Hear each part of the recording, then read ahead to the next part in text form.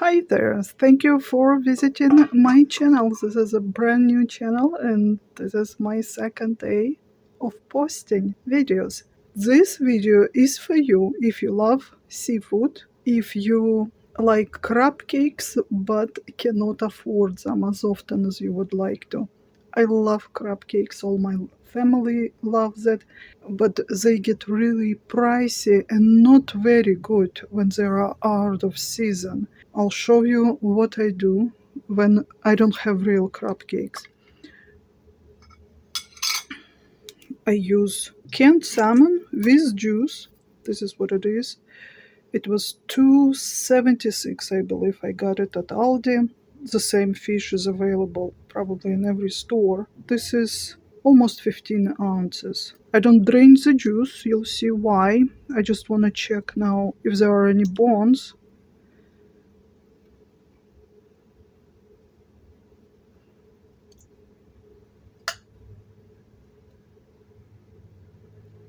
Alright, this is good. Now I need 2 slices of white bread. I'm going to soak it in the juice. I try to make it without any bread in it, but unfortunately it doesn't hold up. The fish cakes, they're not going to stay together. They will fall apart if you don't add any bread. You see all the juice already soaked in and the bread start to disintegrate. This is what we want.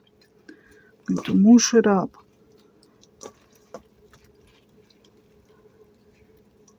Alright, this is good.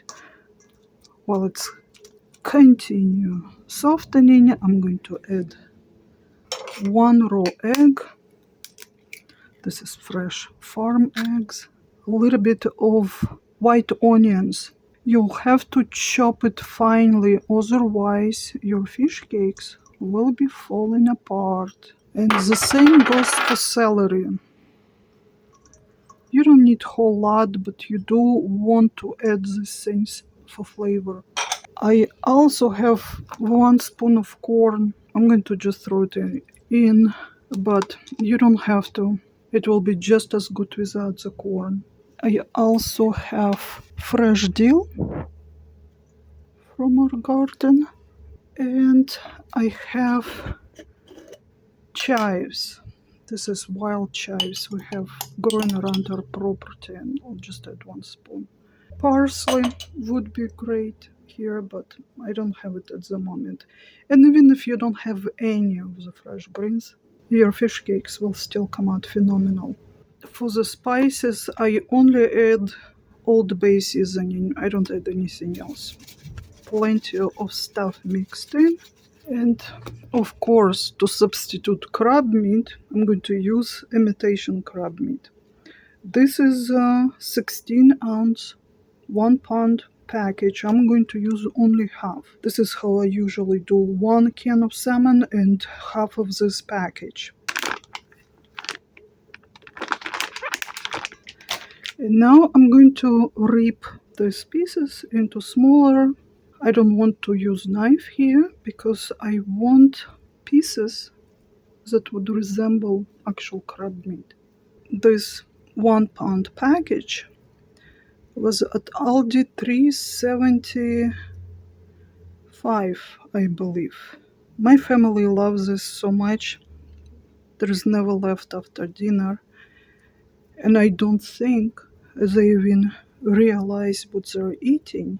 I don't think they know that this is imitation crab meat. They all call it crab cakes. They would just say, can you please make your famous crab cakes? You can make it out of different fish, fresh fish if you want to, but this is something that can be done cheaply and quickly. You do the math. A can of salmon, it's under $3. Half a pound of crab meat, it's under $2. 1 egg, couple of slices of bread, spices that you probably already have in the pantry, and if you have any fresh herbs. Maybe you are growing them in your garden just like I do. Now we just have to mush it all together and form our fish cakes. You do want to move them well, otherwise they'll be falling apart while you're frying them. You can bake them. It's probably healthier, but it's not as good. I've tried it both ways. To form them, I use flour. I did experiment with breadcrumbs. Some people like it because it becomes crunchy. I prefer with flour.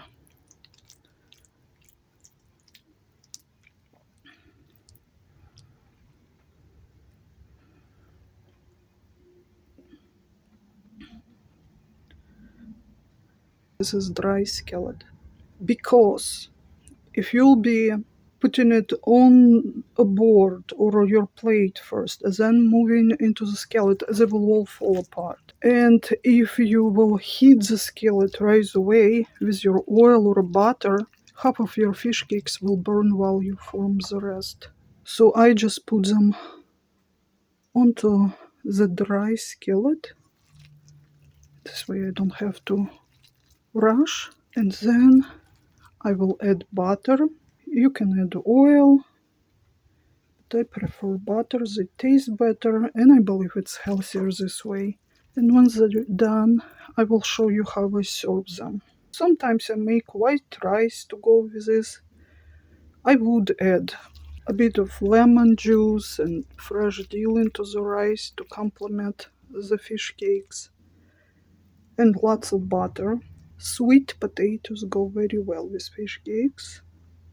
Corn, mashed potatoes or fries would go very well with it. Sometimes I also do pasta. If I have some shrimps, I would put it into pasta and make lemon butter garlic sauce. Another thing that goes very well with fish cake is fresh cucumber. Sometimes I would just slice cucumbers and sprinkle with salt and garnish my fish cakes with it. And sometimes I make salad. Sliced cucumber, fresh herbs, dill and parsley, salt, pepper, and fresh sour cream. Those fish cakes do make a great sandwich, so if you'll have any leftovers, which I doubt, know that you can make a really nice sandwich. A bit of lettuce, maybe red onions, some fresh greens, mayo or tartar sauce, and these fish cakes, and you'll have really nice lunch. This is 11-inch skillet. You see the portion is perfect for the size of the skillet. Butter. Remember, the fish is canned. The crab meat doesn't need to be cooked. All you want to do is to just fry it up quickly. Here you go.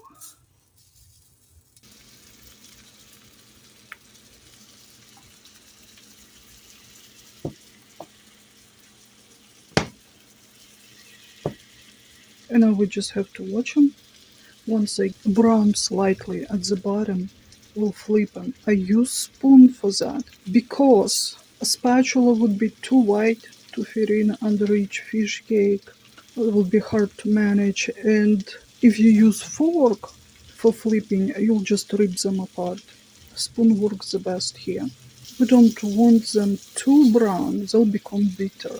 Just slightly brown.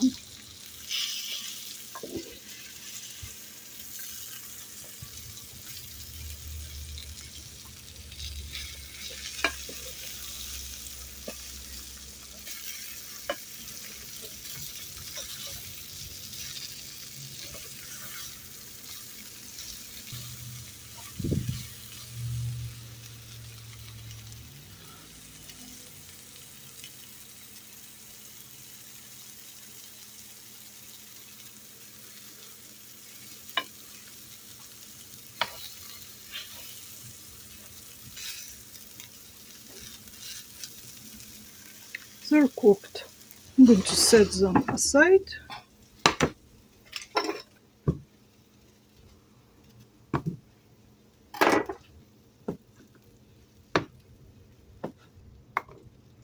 I am browning butter and I threw just one clove of garlic.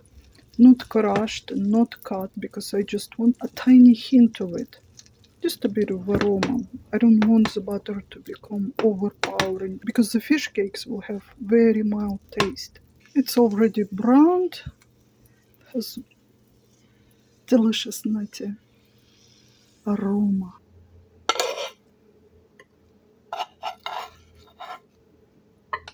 The butter that I browned,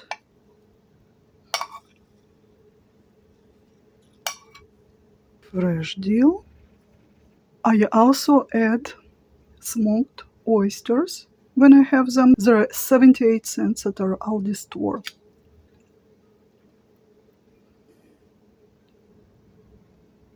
Little bit of fresh lemon. Here you have it. This plate cost me under $6, but it's so delicious.